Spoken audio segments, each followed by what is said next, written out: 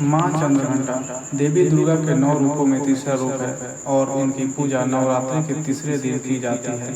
इनके माथे पर घंटे के आकार का अर्धचंद्र सुशोभित है, इसलिए इन्हें चंद्रघंटा कहा जाता है। माँ चंद्रघंटा का यह रूप अत्यंत शांत, सौम्य और ममतामयी होते हुए भी युद्ध के समय रौद्र और क्रोध से भरा हुआ है। वे शत्रुओं का संहार कर अपने भक्तों की रक्षा करते हैं।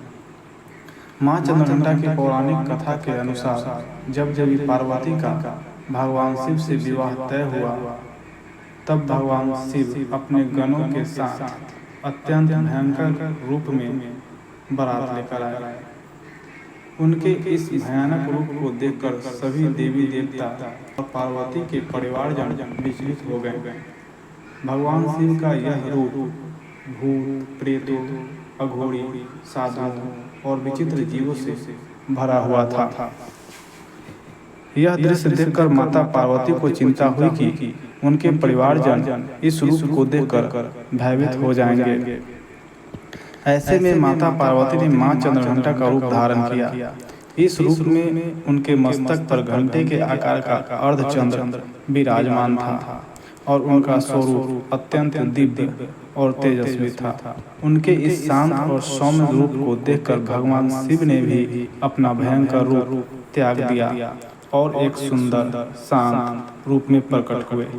इसके बाद उनका विवाह पूरे विधि विधान से संपन्न हुआ। माँ चंद्रघंटा 10 भुजाओं वाली देवी हैं।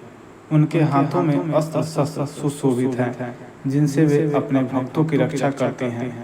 उनका वाहन सिंह है, जो शक्ति और वीरता का प्रतीक है।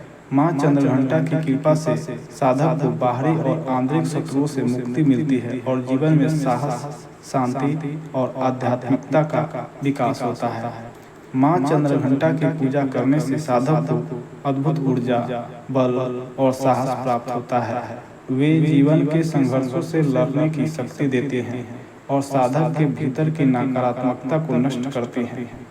उनके आशीर्वाद से भक्तों का मन शांति और सुख से भर जाता है और जीवन में भय का नाश होता है। माँ चंद्रघंटा की आराधना करने से व्यक्ति को आत्मविश्वास, साहस और हर कठिनाई का सामना करने की क्षमता प्राप्त होती है।